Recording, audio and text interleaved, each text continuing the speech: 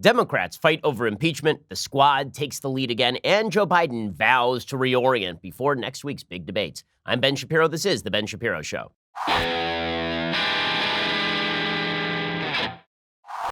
All right, we have a lot to get to today, so let's just jump right in. The fact is that the Democrats are divided over what to do about impeachment. And this divide is mirroring the divide between AOC and Nancy Pelosi. This, of course, is going to be the running gun battle that goes all the way through the 2020 election. It's certainly going to take place in the primaries. As we'll see, it's reflected in Joe Biden versus Kamala Harris and Elizabeth Warren. But it's not coming together anytime soon. Now, a couple of weeks ago, this was breaking right out in the open. AOC was saying that Nancy Pelosi was a vicious, brutal racist. And Pelosi, for her part, was saying that AOC was a neophyte who really didn't know what she was doing. And they'd been saying this about each other kind of in softer ways for months. AOC had been saying for months that Nancy Pelosi was freezing her out. She was the teenage girl whose mom wouldn't let her use the car, and she was really mad about it. After all, Mom, I know how to use the car. And Pelosi was like, well, last time I drove with you, you ran into a tree, so we're not doing that again. That was the argument. And then it was papered over by the fact that President Trump couldn't keep his tweet shut. And so he just decided to tweet out a bunch of stuff about how much he hates the squad and how the squad's really bad and they should go back to their home countries and all of this. And we all remember that controversy. Well, it turns out that controversy is not going to be papered over by unification against Trump for very long, because in the end, Democrats are going to have to settle this one way or another. Being in the opposition papers over a lot of internal differences. This is something that Republicans found out when they were in the opposition. When they were in the opposition to President Obama, then it was unity, unity. We can't stand Obama's agenda. We're all going to unify to fight Obama's agenda in every conceivable way. Then they went back to the House, and it turns out they can't get anything done because the Freedom Caucus is at war with the more moderate members of the caucus. And it turns out that Paul Ryan is at war with other members of the caucus. It turns out that some members of the caucus want entitlement reform and other members of the caucus don't want entitlement reform. It turns out there are vast divisions inside each one of the parties. It's an additional check and balance that the founders never really thought about. And for all the talk about unification within the parties, the truth is that there is no unification within the parties. Now, what's interesting is that the unification from the outside appears to be pretty cohesive simply because the lack of unity is not around ideological agenda, it's around means. Meaning that it used to be that inside the Republican Party, there were a lot of pro-choice people, there were a lot of pro-life people. Now it turns out it's mostly pro-life people, almost entirely. In the Democratic Party, there were pro-life people and pro-choice people. Now you can number the pro-life people in the Democratic Party on one hand. So what exactly are the battles about? They're about means. There are the folks who are pragmatists in the Republican Party. This would be sort of Mitch McConnell, maybe Kevin McCarthy in the House. And then there are the ideologues, the people who are sticking to principle no matter what. And in that category in the Senate, you could probably put Rand Paul and Mike Lee. And then in the House, you could put the members of the Freedom Caucus, right? That would sort of be the divide. Well, in the Democratic Party, you're seeing the same thing happen on the presidential level, and you're seeing that happen in the House. Nancy Pelosi is the pragmatist. She's reading the tea leaves. She's figuring out how to get things done. She's trying to work with the opinion of the American people and move forward with an agenda on which she largely agrees with AOC. And then you got AOC. And AOC has more, as we would say about any other politician, balls than brains, right? She is running directly into the line of fire, and she is saying, let's just do all of this at once. We got to do it all. It doesn't matter what the polls say. It doesn't matter what the American people want. It's time. It's our time now. It's our time. Okay, so this is all the prelude to the discussion of impeachment.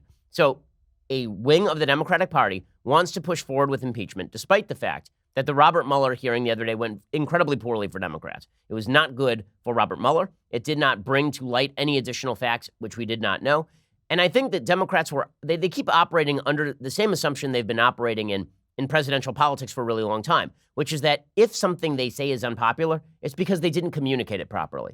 So when Al Gore was running for president, the idea was he didn't win, not because his program was unpopular, but because Al Gore was just too intellectual for the American people, which is a hell of a thing. Al Gore is not too intellectual for anyone. They did the same thing with John Kerry in 2004. The reason that John Kerry lost wasn't because his message was bad. It wasn't because he was a peacenik in a time of war. No, it was really because John Kerry was just too smart for the average American. We've gotten the same thing with Hillary Clinton. She was just too smart for the average American. The average American wants the Homer Simpson light that is Donald Trump, right? That was the line from the Democratic Party. And they're doing the same thing now with regard to impeachment and the Mueller report. So most Americans actually have a fairly good idea of what was in the Mueller report.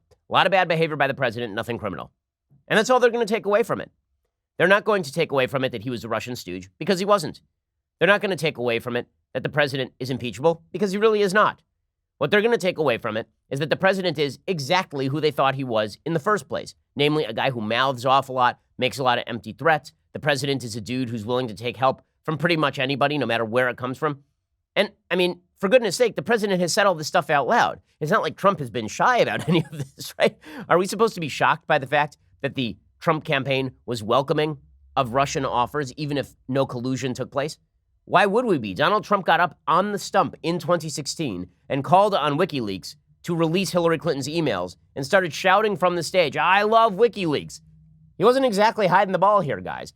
But Democrats seemed to be under the impression before the Mueller hearing that all they truly had to do was re-expose Americans to the deep, dark secrets of a Mueller report that had been in public release for several months at this point, and all 448 pages available, and that Mueller would stand there and be strong and decisive, and that this would provide the impetus for impeachment. Well, that didn't happen, but that's not stopping some members of the Democratic Party. We'll get to more of that in just 1 second. First, it's time to be an adult. You don't think too often about death, because how could you live your life if you were thinking about death all the time? It's depressing. But there is one situation in which you really do have to think about death, at least for 5 minutes, and that is when you're thinking about buying life insurance. You should buy life insurance. It is the adult thing to do. But you don't want to think about death or life insurance for more than 5 minutes. And this is where my friends at Policy Genius come in. Policy Genius is the easy way to shop for life insurance online. In just 2 minutes, you can compare quotes from top insurers and find your best price. Once you apply, the Policy Genius team will handle all the paperwork and the red tape. There's no sales pressure, no hidden fees, just financial protection and peace of mind. Policy Genius doesn't just do life insurance. They do auto insurance. They do health insurance. They do disability insurance. Anything you're looking for insurance-wise, Policy Genius can probably help you. So if you need life insurance, but you just don't want to deal with all the legwork, head on over to PolicyGenius.com. Think about death for just 5 seconds here and make sure that Policy Genius gets your life insurance taken care of. Don't leave your family bereft. You've been a good adult. It's the easy way to compare all top insurers, find the best value for you. PolicyGenius.com. Delegate what you hate, especially if what you hate is getting life insurance. Okay, so how does this play out? It plays out in that the Mueller hearing doesn't go well. Everybody basically acknowledges this. Even the New York Times acknowledges this.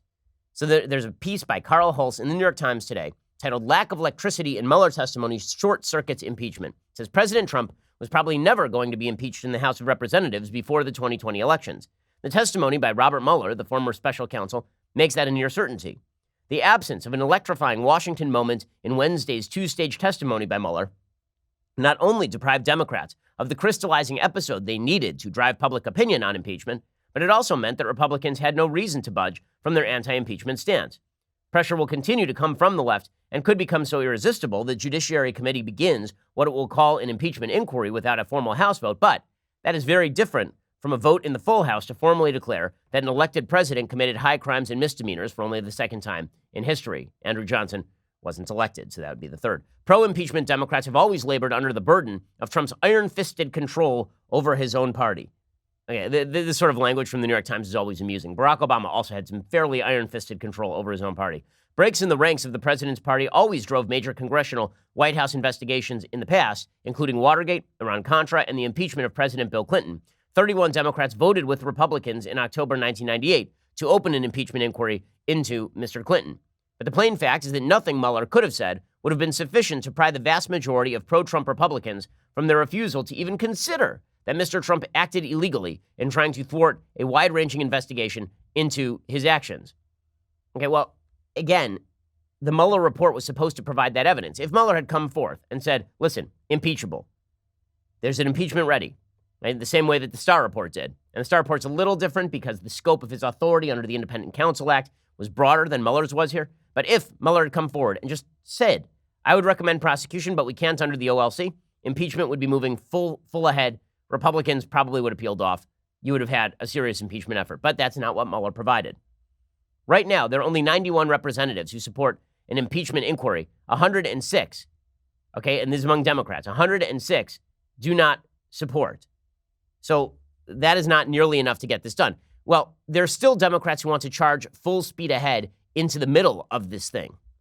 And that is not smart, but it's understandable. After all, they've been told that Donald Trump is the most evil person who has ever lived, and thus Donald Trump must be impeached whether or not they have the evidence. Now, there are still people like Matt Iglesias who are trying to claim over and over that impeachment would not be bad for Democrats. But that is obviously false. Nate Silver says way too many 3D chess theories on how impeachment would benefit Democrats politically can't even grapple with the simple fact that polls show impeaching Trump as being deeply unpopular. And no, it's not just because of Pelosi's lack of support. Impeachment is really unpopular with independents. And then he links to a Washington Post ABC News poll from June 28th to July 1st, a pretty recent poll. And it shows that among independents, fully 59% say no impeachment, only 37% say yes impeachment.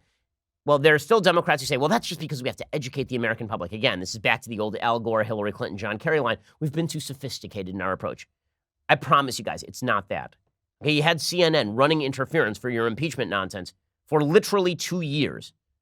Nonetheless, this is breaking out into the open, and it's representative by the women of The View, many of the women of The View who represent the heart and soul of the Democratic Party. They're demanding that Adam Schiff impeach President Trump, and that includes, of course, Ana Navarro, the titular Republican, who, of course, hasn't really been a Republican for several years at this point. What you said was, the perfect case for collusion. So if we've got those facts, if we've got that information, how do you justify to the American people not following up with an impeachment inquiry? Well, the Constitution provides impeachment as a remedy. It doesn't compel Congress to act and impeach whenever there are grounds for impeachment. And I think we have to consider what will an impeachment and an acquittal in the Senate say about whether this president's conduct is compatible with office if the president can later make the claim, having been acquitted, that this is not impeachable conduct. So I do think about what message we are sending today, what message we're sending to the country. Okay, weird that Adam Schiff would suddenly back off impeachment when he's been saying for years that he has undercover information that proves that President Trump is a Russian cat's paw. Eugene Robinson is a commentator for the Washington Post. He was appearing on MSNBC. He said most Democratic primary voters want impeachment, and herein lies a conundrum for a lot of Democrats. The base wants impeachment. The rest of the country does not want impeachment. So what do? Here's Eugene Robinson laying it out. Look, most Democrats, most Democratic primary voters want impeachment. So, sure, I expect that you'll hear more from the candidates. Could they be loud enough that it almost forces Pelosi's hand? I don't think that's how Pelosi's hand would be forced. I think if she saw a huge groundswell of popular support for impeachment, say, giant demonstrations or something like that, I think that would have more impact than 2020 contenders saying impeach. Danny, I do think sometimes... And that, of course, is true. I mean, when Eugene Robinson says that it would have to take people out in the streets to push Nancy Pelosi in this direction, it's not going to be enough for politically motivated politicians to just push it from the presidential level. He is correct about that. But those protests are probably in order because this is where AOC is going. Right? AOC has declared that President Trump is Hitlerian. The only solution to Hitler is to depose him, and thus impeachment should be on the table. And Nancy Pelosi is really trying to rebridge that gap with AOC. She didn't like that fight that happened a couple of weeks ago. She wasn't fond of being called racist by AOC. Now, she had the upper hand for a moment, and then Trump proceeded to give AOC the upper hand. It is simply a fact that Pelosi was winning that fight. Most House Democrats had turned on AOC's chief of staff, Saikat Chakrabarti, who had ripped many members of the Congress, including some minority members of the Congress, as racists in the Jim Crow fashion. And Nancy Pelosi had basically sicked her dogs on Saikat Chakrabarti. Chakrabarti was losing. AOC was about to be marginalized, and then Trump stepped in and Leroy Jenkins the whole thing. Well, now AOC is trying to make peace with AOC, at least for the Pelosi's trying to make peace with AOC, at least for the foreseeable future. AOC met with Pelosi yesterday, and AOC, you said, yeah, it's just we're making sure we're all on the same page. I think the goal is just to open a line of communication and making sure that that we're all on the same page on everything. I think the objective is just that, to make sure that we're opening a line of communication, that all aspects of the party are on the same page, and to make sure that, for me, as always, that working people have a seat at the table in what's happening in Congress. Yeah, as opposed to Nancy Pelosi, who despises working people. Now, the good news is we have a visual representation of Nancy Pelosi's reaction to her meeting with AOC. So Pelosi tweeted out this picture. It's a picture of them standing next to one another. And she said, today, Congresswoman Representative AOC and I sat down to discuss working together to meet the needs of our districts and our country, fairness in our economy, and diversity in our country. Nancy Pelosi looks like she wants to die. AOC is perfectly comfortable Nancy Pelosi, who always looks as though the grin that she has is plastered onto her face, it looks as though it has been chiseled there with an actual chisel. And she looks so deeply uncomfortable. Somebody, I think it was Dan Foster from National Review, tweeted out that Nancy Pelosi should blink twice if she's okay. I mean, it does look like a hostage photo. Pelosi is deeply unhappy about this whole routine where she is supposed to pretend to be friends with AOC. And the reason she's deeply unhappy about that is because she knows that AOC's general strategy when it comes to the public debate is really dumb. And AOC proved that again yesterday. So AOC suggested that the GOP is running a torture program on the border. So not only are they running a concentration camp on the border, now it's a torture program on the border. Pretty soon she's going to be out there declaring that President Trump is running the island of Dr. Moreau on the border, where he's creating human-animal hybrids. You know, humans with pigs' faces and the hindquarters of a horse. Here's AOC with her latest slur on Border Patrol. And how do you respond to Republicans who are talking about physical barriers being part of any package that deals with the actual crisis in terms of the traffic coming across the border? If they want to do that, that's fine. Have them negotiate an appropriations. Have them make their case. But they should not be using a humanitarian crisis as a bargaining chip to make sure that they pursue their little torture project. She's so obnoxious, and it's just such a lie. A torture project? You think that Border Patrol agents are interested in torturing people on the border? Now, Democrats are pointing to this Border Patrol Facebook group, and they're pointing to the fact that something like 10 Border Patrol agents posted comments in this Facebook group that are gross and nasty, and those agents are under investigation. And now they're trying to tie all 10,000 agents who are members of this Border Patrol group to those 10 commenters. So Huffington Post today has a piece called Trump's Border Patrol Chief was in secret racist Facebook group. Okay, you can't label the entire group racist because there are 10 commenters who say racist things in the comment section. That is not how Facebook works. It's amazing how people who cover tech for a living, who write for websites, don't seem to understand the very basic things about how things like Facebook work. Instead, they just propagate this myth that the entire Facebook group is inherently racist and everybody who joined the Facebook group is inherently racist because some of the commenters are racist. Well, by that token, you can go to any comment section on literally any website, find the few people who are the grossest, and then slur the entire website via the comments. That is not how any of this works. But when you're trying to paint a narrative, then I guess that you go forward with this sort of nonsense. And the squad, of course, is now being magnified by the media. The media who do not have to legislate. They do not understand the difference between Nancy Pelosi's job and their own job. They think that they could be Nancy Pelosi if only they were given the leeway. Just like too many people on the right think they could be Mitch McConnell under any circumstances, even if they've never been elected to a public office. There's this weird idea that the commentariat knows better than the people who are actually legislating how to get things done. And so they're giving all sorts of credence to the squad. So the New York Times grants a column to Ilhan Omar, the same New York Times that said that when she said anti-Semitic things, she was just opening a conversation. Now they've granted her some sort of op-ed in the New York Times talking about how the nation's ideals are under attack. And of course, it is just a long screed about how terrible President Trump is and how she stands for the best of America, how she knows the true value of democracy, which apparently includes slandering anyone who disagrees with her on Israel as a purveyor of dual loyalty. Yeah, and of course, she moves on to suggest that every policy that Republicans have is a reflection of their underlying racism and all of this. Okay, so this battle is breaking out into the open, as I say, about impeachment. Nancy Pelosi is opposing the impeachment. So according to Politico today, House Judiciary Chairman Jerry Nadler pushed to launch impeachment proceedings against Trump during a closed-door meeting on Wednesday, only to be rebuffed by Speaker Nancy Pelosi, according to 4 sources familiar with the discussions. At a caucus meeting that came after the hotly anticipated testimony of former special counsel Muller, Nadler suggested that several House committee chiefs begin drafting articles of impeachment against Trump. Pelosi called that idea premature, according to the sources. Mueller's appearance was a disappointment, of course. Pelosi convened the Democratic caucus, and a lengthy and animated discussion about the impeachment process followed. Suffice it to say that the battle between Pelosi and the squad is not nearly over, that it could be fought along the lines of impeachment, and that is going to accelerate up into the presidential race. Because now what you're going to see is the more woke members, the more radical members of the 2020 Democratic presidential race declaring that they are in favor of impeachment. We've already seen this from Elizabeth Warren and Kamala Harris. You've seen Joe Biden be a little bit more circumspect. So this is now the conflict inside the Democratic Party, the folks who are radical and the folks who are more practical. Now, the entire agenda is radical, make no mistake. And so if you're a Republican, if you're a conservative, there's part of you that is rooting for the more radical. There's part of you that is rooting for AOC to win. Why? Because she'll be less effective. In the same way that many Republicans are rooting for Bernie Sanders to win the Democratic primary because they think he's more beatable. But as we found out from the Democrats in 2016, be careful what you wish for.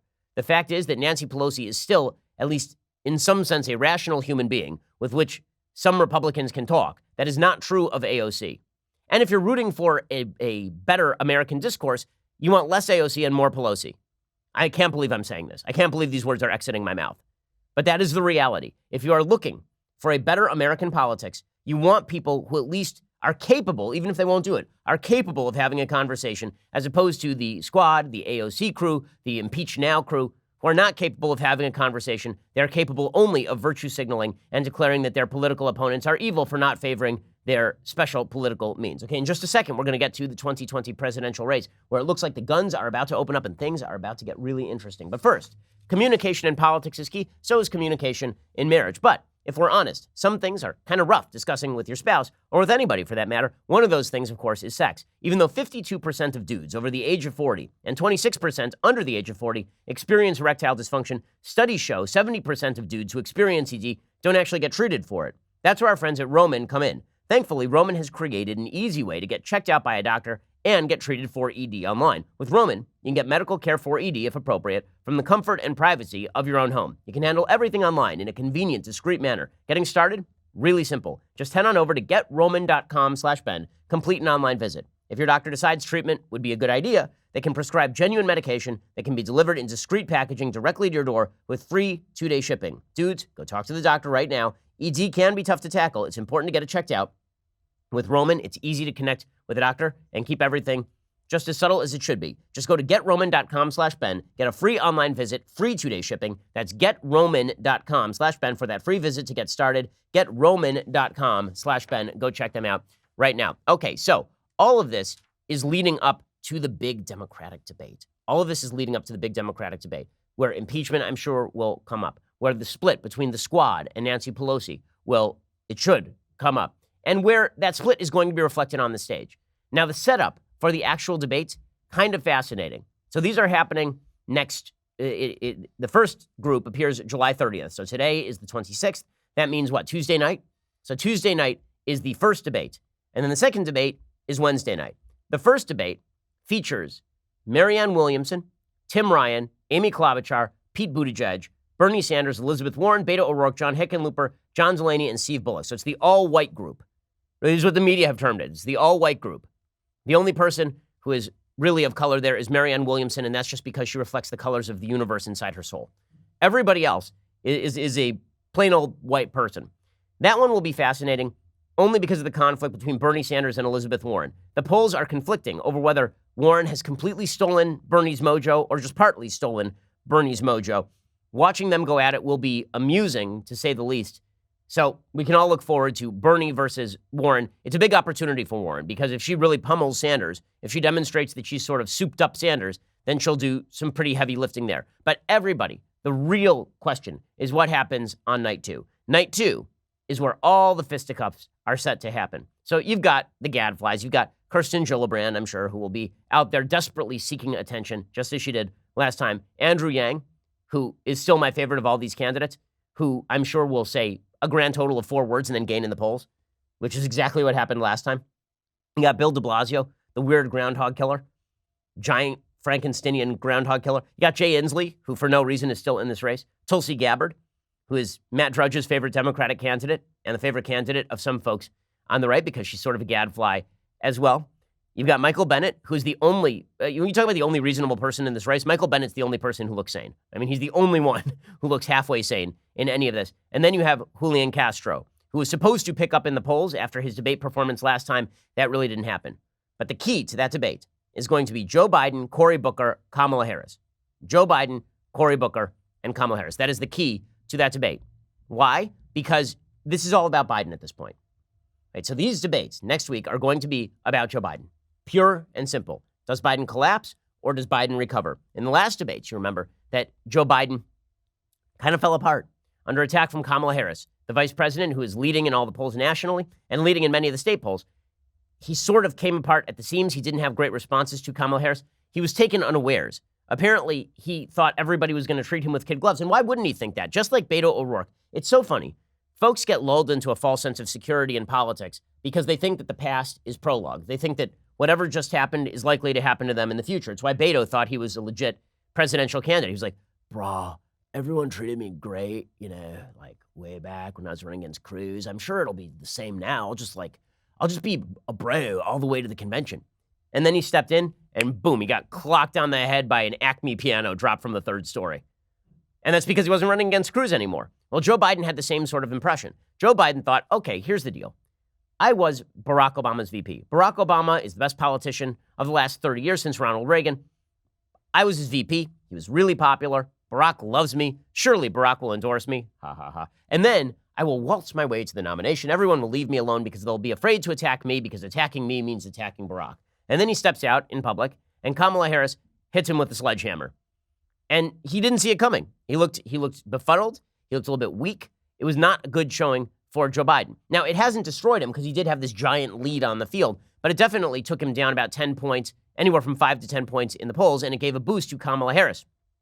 Well, now, Joe Biden says he's not going to sit by idly and let Kamala Harris do that to him again. He says he's not going to be as polite to Kamala Harris. This is correct. He needs to go at her. When she attacks him on race, which she surely will, like he shouldn't have said this publicly, right? He really shouldn't have. This is the other problem with politicians. They're constantly giving away their strategy in advance. And we all know what Joe Biden has to do if we were watching. But Joe Biden apparently feels the necessity to explain that he will go after Kamala Harris. What he really should do is just be subtle about it. He should just wait until Kamala Harris hits him, and then he should knock her into next week politically. She should say something about federal busing, and he should say, listen, Kamala, now, I agree that in certain circumstances, busing was wonderful. It was wonderful for you. But you don't support busing right now. Why don't you support busing right now? And then she'll attempt to redirect. And he says, no, I need you to answer my question, then I'm happy to answer yours. Why don't you support busing right now when de facto American schools are more segregated than they were 30 years ago? You're ripping on me for saying that busing, federal busing, was a bad idea. You're ripping on me for saying that opposing federal busing was in some form racist because it was imperative that blacks and whites go to school together. Well, blacks and whites still aren't going to school together, but you don't support federal busing. So why don't you explain to the audience why exactly you don't support federal busing? I'm not saying you're racist. I'm just wondering why it is that you think everybody else is racist if they don't support a policy prescription that you yourself will not support. I mean, there's a lot of material to go after Kamala Harris with. A lot of material. And I'm sure that Joe Biden has prepped for it. Hitting her out of the blue would have been better, but he's going to have to hit her anyway. And as we'll see, Joe Biden is perfectly willing to do that now. He should have been willing last time. It may not be over for Joe Biden, for old Joe just yet, but he's going to have to get pretty feisty. We'll get to that in just 1 second. First, I'm good at some things. One thing I'm very, very not good at is sleeping. I'm just not good at sleeping. I have a rough time sometimes falling asleep. If I wake up in the middle of the night, I have a rough time going back to sleep. That's why I am so grateful for Calm. Calm is a great app. It is the #1 app for sleep. Because listen, I, like any other human being, I know I'm not a robot. I may appear to be, but I'm not. I need my sleep too. Sleep deficiency can do serious damage, not just to your brain, but to your body as well. If you're sleep deprived, you're not thinking as clearly. You don't have as much energy during the day. You can't get done what you need to get done. With Calm, you'll discover a whole library of programs designed to help you get the sleep your brain and body needs, including soundscapes and over 100 sleep stories narrated by soothing voices like Jerome Flynn from Game of Thrones. If you want to seize the day, first you need to sleep the night. So try Calm right now. I mean, it'll knock you right out. These sleep stories are really terrific. Also, they have sleep stories for kids. So if your kids are having problems falling asleep, you should get the app. It'll put your kids to sleep. And I know, parents, it's a relief. Right now, my listeners get 25% off a Calm premium subscription at calm.com/Ben. That's CALM.com/Ben. 40 million people have downloaded Calm. Find out why at calm.com/Ben. That's calm.com/Ben. Go check them out right now. Promise, it'll help you make your life better. Okay, so Joe Biden, he says it straight out. He's not going to be nearly as polite to Kamala Harris as he was the first time around. Have you and Senator Harris talked since the last situation that you had at the debate?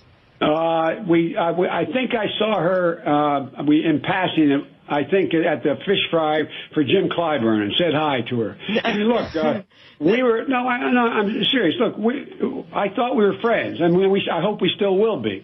You know, she asked me to go out and called me and asked me to go to her convention and be the guy from outside of California to nominate her at her convention for the Senate seat. I did. We've worked a lot together. She and my son Beau were attorneys general who took on the banks. But I think the fish fry was before the debate. Okay, so there is Biden saying we used to be friendly, now it's all broken. But he said at a Detroit fundraiser, quote, "I'm not going to be as polite this time." He says this is the same person who asked me to come to California and nominate her in her convention. He said I did that. So he is not going to stand by, nor should he. Nor should he. He said he was a bit surprised by what happened in the debate. That is the marquee matchup, of course. He has criticized Harris for her fantasy proposals. He said about her Medicaid for all proposal, or Medicare for all proposal. She claimed she wouldn't raise taxes on the middle class, but somehow she would achieve Medicare for all. He said, come on. I mean, what is this? Is this a fantasy world here? Also, he is not going to stand by while Cory Booker goes after him. So the way the stage is set up, so we actually know this. Okay, according to the DNC, the way the stage will be set up, Joe Biden will be dead center. And it's so obviously stagey. They've got Joe Biden dead center. To one side will be Cory Booker. To the other side will be Kamala Harris. Right? So they get the sandwich of people trying to destroy Joe Biden. That's what this entire debate is going to be about. And Biden is saying, I'm not going to stand by and listen to Cory Booker malign me. And it is true. Cory Booker has been going around, Mr. Potato Head going around with the angry eyes. And he's been putting on the angry eyes every day about Joe Biden, suggesting that Biden is seriously a racist, that Joe Biden is easy on segregation.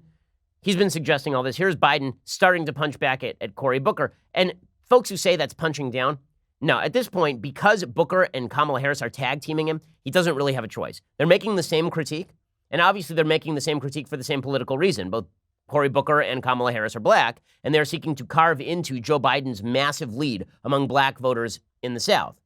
So far, with only moderate success, moderate to mild success, moderate for Harris, none for Booker. It is amazing that Booker led off the attacks on Biden, and sort of like Chris Christie in 2016, just has not been able to get any traction. He's just too fake. He's too off-putting. Nobody likes him. Here is Joe Biden saying, I'll go after Booker. I'm not going to be shy about this. If you look at the mayor's record in Newark, one of the provisions I wrote in the crime bill, a pattern and practice of misbehavior, his police department was stopping and frisking people, mostly African-American men.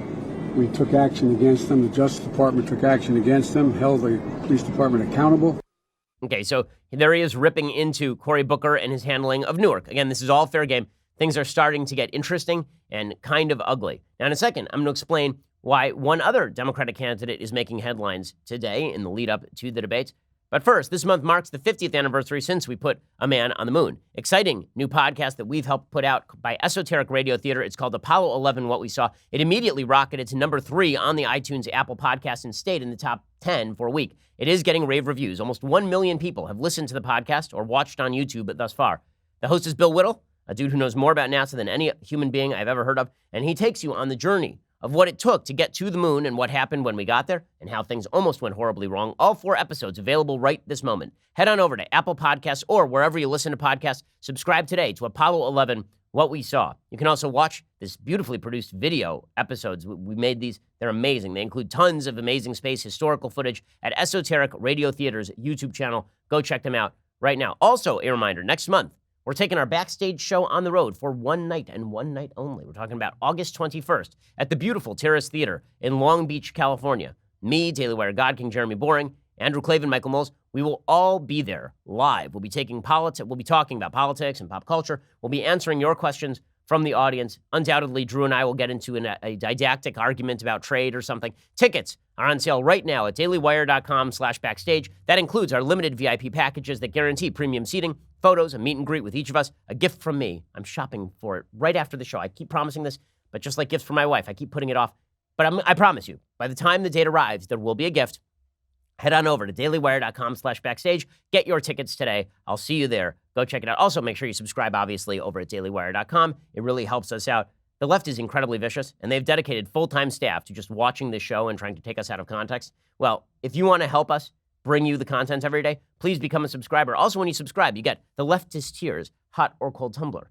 Look at this thing. It's magnificent. And if you get one of those, then you have a shot of being featured here on the program, like Kyle, right? Kyle Misiak, who has posted a picture of himself with a Leftist Tears tumbler, apparently near a nuclear facility, because nuclear facilities are great. And if you care about the environment, you should care about nuclear.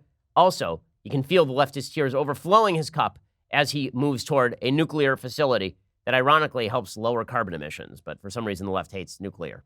Don't know why, but that's the way it is. Thanks, Kyle. And you too can become a subscriber with hashtag leftist tears Tumblr. Go on over to dailywire.com and subscribe right now. We are the largest, fastest growing conservative podcast and radio show in the nation.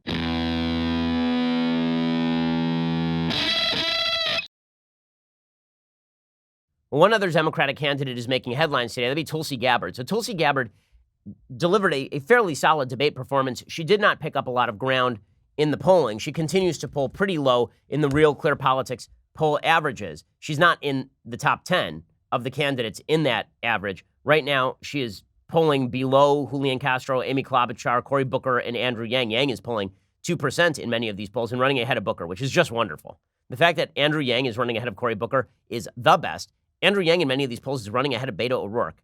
And again, the great shock to me when you look at this polling data is that if there's one candidate whose media attention has wildly outpaced his actual performance in the polls, it's Pete Buttigieg. Pete Buttigieg is averaging 5%. He's gotten coverage that is equivalent to probably Bernie Sanders, Elizabeth Warren, and Kamala Harris, minimum, maybe more than many of those folks. He is still riding at 5%. Nonetheless, Tulsi Gabbard is interesting in a lot of weird ways. She is certainly a gadfly. She's a person with different views on a lot of the issues that Democrats care about. She sort of appeals to the horseshoe theory of politics. Her isolationism is appealing to a lot of sort of paleocon conservatives. Well, now, Representative Gabbard, the long-shot presidential candidate from Hawaii, according to the New York Times, said in a federal lawsuit that Google infringed on her free speech when it briefly suspended her campaign's advertising account after the first Democratic debate in June. The lawsuit was filed on Thursday for $50 million against Google. In a twist that reflects her unorthodox political views, the claim that her speech was stifled by Google is similar to complaints made over the last year in Republican circles. Few Democrats have raised similar concerns, and it is true that there are certain Google algorithms that benefit Democrat ideas. This has been true for a very long time. Just a couple of years ago, there was a case where Google was putting fact-check ratings on right-wing sites only, but not on left-wing sites, for example. And these big tech companies are getting a lot of scrutiny.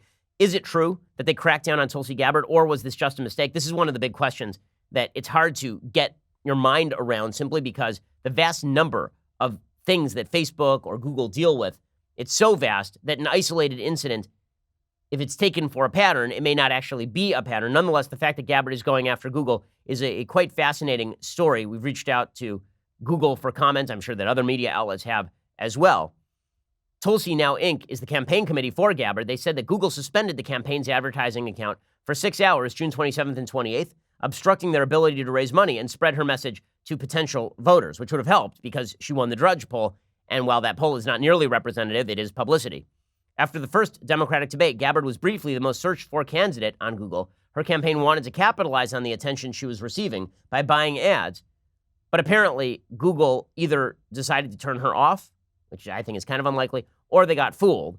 And when they started suddenly pumping ad money behind a particular cause, Google always sort of puts a hold on that to make sure that it's legit. So unclear whether that's political bias or not, but kind of fascinating that that's the direction that Tulsi Gabbard is going. Okay, meanwhile, in other news, the House did pass a 2-year budget deal to lift the debt ceiling and to lift spending and suspend the debt ceiling yesterday. It is a very, very bad budget deal. Okay, the House passed this budget deal that is going to spend an additional $320 billion in basically unfunded spending. And Republicans mostly did not back this. The vast majority of Republicans did not back it. 149 people voted against this. In the House, it passed 284 to 149. Supporters said that the legislation was a signal product of divided government, a compromise with something for everyone to love or hate. In reality, it's just something for everybody to love, spending, and something for everybody to hate, which is spending. Lawmakers in both parties are happy about all of this because, after all, no one ever gets busted in American politics for standing for more spending. Name the last candidate in American politics who really got clocked for spending too much money. You can say the Tea Party started because of Barack Obama overspending. There is some truth to that. It is also true that Barack Obama was an outsized politician whose coattails did not extend as far as they were supposed to, and there was a huge backlash against the audacity of his programs, not really against the spending itself. As we find out, as soon as Republicans are in power, they are willing to spend up the wazoo. Senate Majority Leader Mitch McConnell basically made that clear yesterday. He came out, he said, yeah, we got to pass this budget because the budget's great. We just got to do it. We got the number we wanted on defense. There will be no Democratic riders, what we call poison pills, to pursue their left-wing agenda. All of those are walled off. And it'll be a chaos-free government for a year and a half. In other words, no short-term CRs, no short-term debt ceilings. It will at least present to the American people what they would expect, which is that the government would operate in a normal fashion. I think that's worth a lot. We knew we'd have to give with this Democratic House more spending on the domestic side. We knew that going in. I think Secretary Mnuchin. Okay, so and there's Mitch McConnell basically signing up to endless spending without any cutbacks at all. And you can see how this plays out in real time because there was this 9/11 responders bill. Everyone is in favor of supporting funding for 9/11 responders, including Rand Paul and Mike Lee. Rand Paul and Mike Lee said, we need to find a way to fund this. And people went down their throats. People were enraged. How dare Mike Lee and Rand Paul ask very simple questions about where the money is going to come from on this thing? How dare they hold up a bill for like 2 days, 3 days in order to find out whether this is just spending into infinity, because apparently it doesn't cut off funding for like 100 years, or whether we can figure out a way to fund this thing. No one wins points in American politics by talking about cutting spending when they're in a position to actually cut spending. You only win points when you are not in a position to cut spending. And that's how these sorts of budget deals get done. No one has the political courage of their convictions. It's why no one talks about Social Security, Medicare, and Medicaid, which represent 66% of the federal budget. If we were to talk about that, particularly Social Security, we would have to talk, if we wanted to fix it, we'd have to talk about a combination of privatization for people who are not on Social Security now, cutting future benefits for people not under Social Security right now, raising the retirement age for people not under Social Security right now, and or raising the Social Security tax rate, which is already 12%, all the way up to 15%. And so the move toward fixing that thing is not going to happen until crisis is upon us, at which point we'll say it's an emergency, old people are suffering, now sign the check. That's always how politics goes. And that's why you hear that. That's why we always push up to the very last day on these budget deals, because the crisis is the solution for the politicians. The crisis represents the solution because, oh my God, we can't have a debt ceiling shutdown again. We can't have a government shutdown. That would be the worst. Okay, we've had so many government shutdowns in the last 10 years. Have any of them proved catastrophic? Truly catastrophic. Every time we hear the media talk about the end of the world, everyone's going to die, zombies in the streets. And then the thing goes for like 4 or 5 weeks, and some people miss their paycheck, and then they get back pay when the shutdown is over, and then we all move on with our lives. If it was so devastating for the American economy, why have we had unalloyed growth for years on end at this point? It's just a way for legislators to claim over and over and over that they have no solution except to continue spending your money. Okay, in other news, it is worth noting that Iran continues to grow more and more militant. Yesterday on our radio program, we had on Secretary of State Mike Pompeo. He continues to push forward in his quest, in the Trump administration's quest for hard-hitting sanctions. And it's starting to come together. The plan is starting to come together for the United States. He said there would be a multilateral naval force likely to form in the aftermath of the Iranians attempting to target shipping in the Straits of Hormuz and the Gulf of Oman. According to the Washington Post, the British Navy has now begun escorting vessels traveling through the Strait of Hormuz after Iranian forces seized a British flag tanker. Now, make no mistake, the Europeans are still not on board with the United States sanctions. They're still not interested in the U.S.'s sanctions efforts. However, they are not willing to violate those sanctions because the United States will punish companies that do violate those sanctions. We have secondary sanctions that have been placed on companies that do business with Iran. So now the British have been forced to defend their own shipping, which is the proper solution. In a statement on Thursday, Britain's defense ministry said the Royal Navy has been tasked to accompany British flagged ships through the Strait of Hormuz, either individually or in groups, should sufficient notice be given of their passage. That means that you could see more naval conflict. The HMS Montrose, a Royal Navy Type 23 frigate, became the first Navy ship to offer an escort in the narrow waterway, according to Sky News, citing shipping industry sources. Britain made that decision after the IRGC, that's the Iran's Revolutionary Guard Corps, on July 19th, seized the Stena Imperial, a British flag tanker, as it passed through the Strait of Hormuz. Iran claimed that the boat was using the wrong channel through the strait, had turned off its signals for longer than allowed, but the seizure was widely interpreted as a response to British Marines taking part in the seizure of an Iranian flag tanker near Gibraltar, a British overseas territory. And so it's pretty obvious at this point that European shipping is under attack. It is also obvious that the Iranians are exploiting exactly the loopholes in the Iran nuclear deal that everybody said they were going to exploit. So the Iran nuclear deal was specifically designed in cowardly fashion by the Europeans and the Obama administration to take into account only the nuclear program. The idea is that we would stymie their nuclear program for 10 or 15 years, and meanwhile we would grant them regional power by funding them with billions of dollars in cash and allowing them to spend that money on terrorism and ballistic missile testing. The minute that the sunset period was over, it wasn't a permanent deal to denuclearize. You could make the argument that if it was a permanent denuclearization deal, then maybe it's worthwhile. That if the deal wasn't a 15-year sunsetted deal, that if the United States and Europe had said, listen, you dismantle all your nuclear facilities, there will be no fissile material created in your country, you don't need nuclear power, you're one of the world's leading producers of natural gas and oil, that if that had been a forever deal, then maybe it's a deal that's worth considering. But it wasn't a forever deal. It was like a 10, 12, 15-year deal, which means Iran becomes regionally powerful, test ballistic missiles that they will undoubtedly tip with nuclear weapons at the first available opportunity, and then you put them on the pathway to a nuclear weapon by limiting their capacity to develop a nuclear weapon only to a percentage. So it's not a complete denuclearization. It's not getting rid of all their nuclear facilities. It is simply diminishing their nuclear capability such that it would take them a few months to spin the thing back up after this waiting period is over. Well, now Iran is doing exactly what you would think they're doing. They're pushing up against the boundaries of that deal. They tested another ballistic missile today. Iran has reportedly tested the Shahab-3 missile. It traveled 1,000 kilometers. It did not pose a threat to shipping or U.S. bases, according to a Pentagon official. Apparently, they tested the medium-range missile on Wednesday in a bid to improve the range and accuracy of their weapons.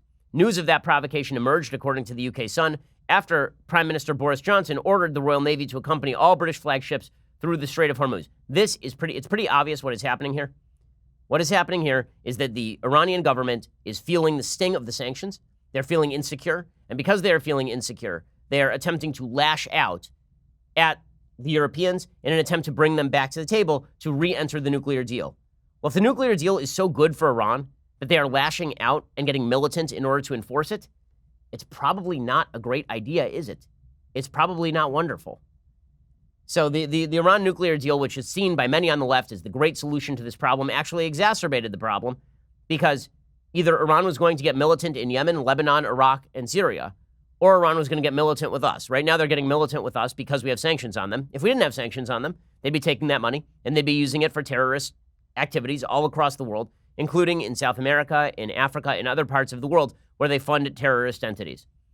So Iran continues to do what they're doing. The good news is that the world is being forced into a position of taking protective measures against its own assets, which is a really good thing. Okay, one more piece of news, and then we'll get to the mailbag. So AOC tweeted something out yesterday that is really, I think, foolish. What she tweeted out was a take on unpaid internships. She tweeted out, today I was asked why we should bother paying interns if they're, quote, getting experience for their resume. Here's what we have to say about that. And then there's video of her and Rashida Tlaib and Ayanna Pressley all shouting at the camera, which is always a wonderful way to do things. Experience doesn't pay the bill. And Rashida Tlaib is laughing. Ayanna Pressley, as befits the Ringo star of this particular group, joins in late on the party. Experience doesn't pay the bills. Okay, so what is she talking about here? I'm all in favor of if corporations want to pay their interns, go for it. But if what you're saying is that we need to legislate it so that corporations must pay interns, you know what corporations are going to do? Not hire interns. You know how I know this? Because we do it here, okay? We here are in California. In California, the rules on internship are extraordinarily strict. You're supposed to pay your interns. Well, if I, as an employer, have a choice between paying someone who is highly qualified and an intern, I'm going to pay somebody who's highly qualified, am I not? Why would I pay somebody to learn the job? I need to pay someone to do the job. An internship is a way for people to gain a foothold in an industry that they may not know. And for folks who are saying, well, there are lots of people who are too poor to take internships. That's true, which is why there are a lot of people who actually take a job on the side and work an internship. We've had people who have done that here. I mean, you do this when you go to college. When you go to college, you take out student loan debt to learn a skill set. Now, I'm not saying that it wouldn't be better if everybody had the money to pay interns to learn a job. That'd be wonderful. That'd be very nice. But most small businesses particularly are not going to do that. Instead, they're just going to hire people if they have to pay people, and they're not going to give people opportunities to sit around the office if it creates legal liability. It's easy for AOC to say that interns should be paid when she's not paying anybody. The taxpayers are paying everybody. And I see people on the right who are saying, sure, interns should be paid. Okay, are you saying that as like a governmental standard or as a I wish interns were paid standard? I wish everybody was paid. But the idea that the government is going to cram down internship rules on businesses, all that's going to do is end internships. You ain't going to see any 17-year-olds walking around the office getting paid minimum wage to learn how to carry coffee and work the Xerox machine. That's not how any of this works. But the beautiful thing about being a Democrat is that you never actually have to operate in the world of business reality. This isn't an anti-poverty point. This is a pro-economics point. This is a you get to consent to the job you want to take point. And by the way, it's a pro-opportunity point because there are a lot of folks who have gotten internships at prestigious programs and who are not wealthy, and they've used that as a foothold to get into industries that they've desperately sought to enter. Okay, time for some mailbags. Let's mailbag it up for a little while here. All righty. Troy says, hey, Ben, after watching the Mueller hearing, I was surprised to see that the top trending hashtags on Twitter were impeach now and impeachment inquiry now. Were we not watching the same hearing? Are people just blinded by their hate for the president? Thanks for all you do. Okay, so a couple of things about Twitter's hashtags. It is pretty obvious that Twitter does censor its hashtags and picks which hashtags it wishes to elevate. It is not automated. There are many hashtags that seem like they should be trending that simply do not trend, and that is because, in my humble opinion, backed by some anecdotal evidence, it seems that Twitter will shadow ban particular hashtags. Second of all, Twitter does this by velocity. They don't do it by sheer number of tweets. So that means that if 1,000 people tweet something in quick succession, it is likely to trend on Twitter, which is why people have hashtag campaigns. Also, when it comes to Twitter hashtags, the fact is, it doesn't take that many people tweeting a hashtag for it to trend. Sometimes you'll see that with 1,000 or 2,000 tweets, something will trend. I've trended, 5 times in the last 8 weeks, my name on Twitter. And in many of those cases, it's like 15,000 tweets total. Okay, I have 2.2 million followers. Who cares? So Twitter hashtags are not a good representation of this. Twitter is also not representative of American life, and it has really perverted how we do politics in this country. Kevin Williamson has a really fantastic new book out about social media mobbing, and Twitter is basically that. And politicians who take Twitter too seriously are going to lose the middle of the country because the real world is not Twitter. I mean, we all say this on Twitter, but we don't take it seriously because we're in it. It is true. The real world is not Twitter. I know this because every time I turn off Twitter, it goes away. It's amazing. You can't do anything else like that in your life. There's nothing else in your life that is like this. If, God forbid, somebody in your family has cancer, you can't turn it off and it just goes away. And if your kid has a problem at school, you can't turn it off and it just goes away. If you've got a problem on Twitter, you have a magic solution. It is called put your phone in your pocket. It's pretty great. Edward says, the weeping of pregnant Representative Erica Thomas, stirred by male instinct to defend the female sex of my species. Isn't this the antithesis to the female feminist creed? And what about the representative's daughter? What lessons did she learn? It's not okay to follow rules and if caught to play the victim loudly and without civility. Is our culture on the precipice of disaster? Well, our culture is in disaster. We don't have a common culture anymore. Our common culture is relegated to once in a while we watch a season finale together, and the rest of the time we yell at each other. And that's really ugly. And that's because a lot of the aspects of common culture that we used to share, aspirational aspects of culture, those have gone away. In the 1950s, which were great for some reasons and really bad for some other reasons, obviously. In the 1950s, more people went to symphony orchestra events than went to baseball games. It's an amazing statement. That is people trying to engage with their culture. Today, nobody tries to engage with their culture. The culture is supposed to come to you and appeal to you at lowest common denominator. Beyond that, everything that is cultural is now political. And so you cannot watch a movie. You cannot go to a concert. You cannot view a sporting event without being clubbed over the head with divisive nonsense. It's really negative. As far as the male instinct to defend females, yes, it seems fully foolish for feminists to claim that the best thing would be for men to stop defending them. You know what happens in cultures where men don't defend women? They look a lot like some of the most primitive cultures on earth. Women standing up for themselves is a thing. You know what is necessary for women to stand up for themselves? Men to stand with them, obviously. The story of feminism is not just the story of women learning to stand up for themselves. It's the story of men standing with them. Women were only able to vote in the United States because men voted to give women the right to vote. Women couldn't vote. So how could they vote to change their votes? So good men always have to stand on the side of women. Feminists who throw that away, who think chivalry is bad, are idiots. And also feminists who think that the sort of woke feminist man who silences his opinion and recedes into the background and says, ladies have the first say, women have the first say, just because they happen to have different genitalia. You know, those are not going to end up being your allies. You want allies in justice and equality and freedom? You need men who stand up for justice, equality, and freedom, not men who stand against those things when feminists tell them to stand down. Steven says, do you have any thoughts on the North Korean missile test? Is it time for a military option? Well, obviously, look, the big problem with the military option is that there's an inordinate amount of ordnance right on the border between North Korea and South Korea. Much of it is pointed at Seoul. There have been a lot of estimates as to what the death toll would be if open war broke out on the Korean Peninsula. It could be 100,000 in Seoul alone. And those are huge numbers and really terrifying numbers. A military option, obviously, is the last option. The Chinese need to continue to be pressured. And the Chinese are not cutting off the North Koreans in precisely the way that they should be cutting off the North Koreans. I'm not sure there is any easy solution to the North Korean problem, just as I'm not sure that there is any great solution to the Cuban problem. Dictatorship is very difficult to get rid of, particularly when that dictatorship is fairly well contained in a small area. As dictatorships grow larger, then there's always the possibility that they collapse due to their own weight. That's what happened in the USSR. But when you're Cuba and you're a tiny island and you have only a few million citizens, it's not that hard to keep control. The same thing is true in North Korea, particularly if you can threaten force to the outside world. Honestly, there's a better argument for regime change in Cuba than there is for a regime change in North Korea in terms of the actual risk it would entail. Let's see. Ashira says, in light of the release of his 9th film, are you a Quentin Tarantino fan? Why or why not? So, I certainly appreciate Quentin Tarantino's ability to craft a scene. My feeling about Quentin Tarantino is that he is effectively a filmmaker who makes YouTube films that are a bunch of YouTube films that are really good pasted together for like 2 hours. And that those do not actually work as a full-on movie. And those don't actually work as a complete movie. I've never seen one of his movies where I thought that was great all the way through. I think his best movie is Reservoir Dogs still, because it actually is somewhat tight. But all the rest of them are very sprawling. He's somebody who needs an editor. There are some artists who need editors. Richard Wagner needed an editor. There are certain authors who need editors. Quentin Tarantino needs an editor. The problem is the bigger he gets, the less anybody is willing to edit him. And that, of course, is a problem for him. Let's see. Alex says, hey, Ben, my wife and I are going to be adopting our second son out of foster care next Monday.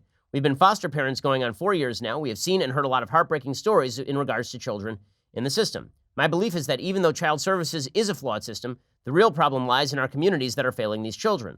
My question is, what can be done on a local level to help fix this? How can we get more people involved in helping these children in the meantime? Well, honestly, most people are not up to foster parenting. Foster parenting is much more difficult than adoption for a variety of reasons, including the fact that very often you get a fully formed kid, right? When you adopt, you're getting a kid very often who's a baby. When you're a foster parent, sometimes the kid arrives, they're 6, 7 years old, they've already had tremendously terrible experiences, and you have to deal with that. Obviously, we need more foster parents. What we really need to do is ease in adoption. And instead, we are making it harder to adopt. We're getting rid of adoption agencies, Catholic adoption agencies, on the basis of social justice warrior crap. The idea that if a Catholic church favors a traditional couple to receive a baby, that this is a form of bigotry, and so shut it all down. That's what Massachusetts did. That's not good for kids. We need to make it easier to adopt, obviously. That would certainly be one possible solution. I know people right now who are planning to adopt, and they have to go through this giant rigmarole. Meanwhile, the kid is being brought up in a home by a mother who doesn't want the kid and treats the kid poorly. Like, how is this a solution? Jacob says, hey, Ben, I often hear you refer to Iran as the biggest sponsor of terrorism around the world. Whenever I read left-leaning sources, they use the same description with regard to Saudi Arabia. How is this measured or estimated? Thanks for your work, Jacob. Well, obviously, Saudi Arabia does sponsor terrorism, and they have. But the amount of terrorism that is sponsored by Iran, by metrics that I have seen, world metrics, it is just it pales in comparison from Saudi Arabia to Iran. Iran spends an enormous amount of money on terrorist activities in Syria. They fund Hezbollah in Lebanon. They fund Hamas in the Gaza Strip. They have funded terrorist activities in Europe. They fund terrorist activities in South America. Now, Saudi Arabia is still a serious problem. And the Wahhabi mosque system funded by the Saudis is a lot more militant than other mosque systems that are not funded by the Saudi royal government. And Wahhabism does carry some dangerous seeds, in my opinion. Not all forms of Islam are equally dangerous, obviously. There's some forms of Islam that are perfectly fine, and there are other forms of Islam that are much more radical. The Wahhabist version of Islam is a much more radical version of Islam. When it comes to the actual sponsoring of violent terrorism around the world, however, it seems that the groups that are sponsored by the Iranians seem to be much more deadly than the groups that are sponsored in general by the Saudi government. Although I'd like to see the statistical argument either way, honestly. I'm willing to hear it. Nadine says, hi, Ben. Do you think that the Dems are gearing up to do something big, like put Michelle Obama in the running at the last minute to surprise Republicans? The Obamas have been awfully quiet. Your thoughts? Now, I think that it's probably not going to happen. You know, the idea, we heard this in 2016 also, was that Michelle Obama was going to jet into the middle of the primaries. We heard in 2020, there are still people speculating that Hillary is going to parachute into the middle of the primaries. it's really been a long time since somebody parachuted into the middle of a hotly contested primary. The last I can remember is Fred Thompson tried to do this, I believe, in 2008. He tried to parachute into the middle of the primaries, and it just collapsed in on itself. Wesley Clark, I think, did so in 2004 in the Democratic primaries. It just failed. You have to build an infrastructure. You have to get people excited, ready to go. Look, Michelle Obama is a massive figure in American politics. I do not believe her when she says she will not run for office, frankly.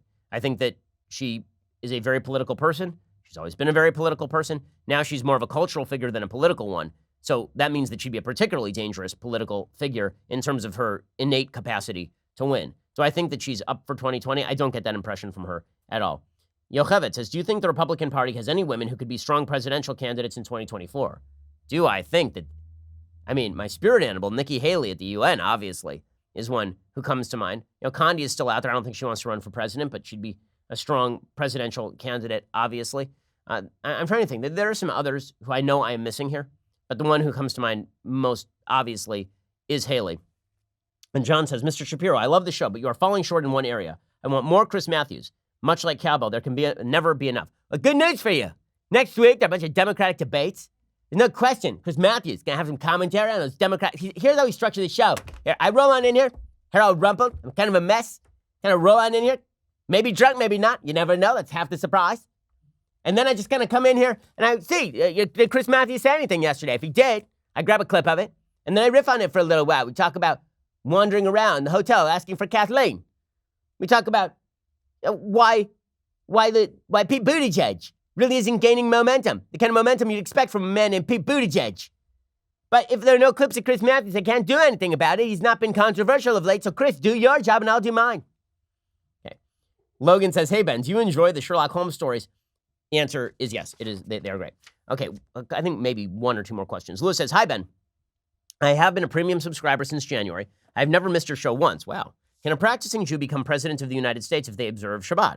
I would assume a president must be available 24/7. Thank you for everything. Keep up the great work. So the answer is yes. An Orthodox Jew could become president of the United States because obviously there is a provision of Jewish law called pikuach nefesh. If life is endangered, then the president is allowed to respond. It is also true that the president doesn't necessarily have to violate Shabbat in order to get things done, meaning that, let's say that they ask the president for a decision on something. The president doesn't have to tweet about it necessarily. The president doesn't have to pick up the phone. He's got a pretty big staff. So, and of course, in cases where there's a national emergency situation, where Iran shoots down a drone or something, and you have to make a call right now. Are people going to die or are they not going to die? Then Orthodox Judaism itself says, okay, you get to make an exception now. Now you get to, my wife, who is a doctor, right? She was able to do medicine on Shabbat because pikuach nefesh was at stake, because a life was at stake. That is the one rule that you can break Shabbat anytime a life is at stake. In presidential politics, sometimes that's going to happen. Honestly, wouldn't it be kind of great for the country if everything sort of shut down between Friday night and Saturday night? Wouldn't it be kind of calming? I got to admit, I think that it would be kind of great. Listen, my life is great because between Friday night and Saturday night, I don't know what the hell's going on. It's fantastic. And can you imagine, just how much more popular Trump would be if he didn't tweet on Saturdays? Just one day a week, he should take a tweet Shabbos.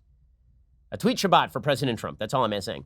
Itai says, hey, Ben, what's a day like preparing for an episode of The Ben Shapiro Show? It must be a lot of moving parts to get any one episode done, so I'm fascinated by the behind-the-scenes operation. So I can tell you from my end. So first, we take all of our producers and we lock them in a room.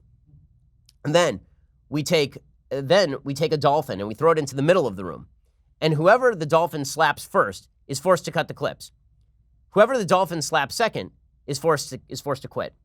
And this is the way that we have a high churn level, but the show's quality is really high. In reality, our producers are treated only in sort of moderate, horrible fashion. Mostly they're treated horribly, but sometimes not. Here's how it works for me. Throughout the day, I'm watching the news, as you can tell from my Twitter feed. And I sort of form ideas of what the narrative of the day is. And then when it comes time to put together a schedule, the night before I do the show, I put together a baseline schedule because usually you kind of know what the news cycle is going to be the next day. And then in the morning, I wake up and I bombard my producers with a bunch of clips I want them to pull. I structure everything. So they do a wonderful job pulling the clips, making sure everything is ready to go, making sure all the technicals are ready. I don't have to do any of that. That's why we have a great staff here. What I do is make sure that I am fully I do all my own prep. Nobody does prep for me 1 iota on the show other than sort of pulling the clips that I suggest that they pull. So I can fairly say that the show is a product of whatever is going on upstairs, which may or may not be good. Okay. quick thing. You know what? We're going to skip things I like and things I hate today because the show has run extraordinarily long. And guess what? It's the weekend, man. I want to go home. So we'll see you here for 2 more hours later today because it's not quite the weekend for me yet. If you want that, go subscribe at Daily Wire. If not, we'll see you here next Monday prepping for those Democratic debates. I'm Ben Shapiro. This is The Ben Shapiro Show.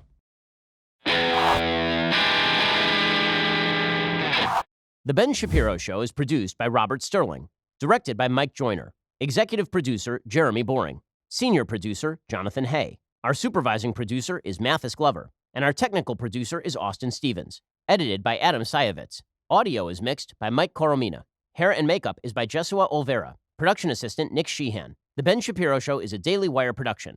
Copyright Daily Wire 2019. Hey guys, over on the Matt Walsh Show today, federal executions have been reinstated, and this fact has caused quite a lot of anger and consternation, especially on the left. One thing we keep hearing, which we hear a lot, this claim that, well, if you're pro-life, you can't be pro-death penalty. Is that actually true? I say no. I'll explain why. Also, a drag queen story hour goes in an even creepier direction than usual, and that is, of course, saying quite a lot. So we'll discuss that today also over on the Matt Walsh Show.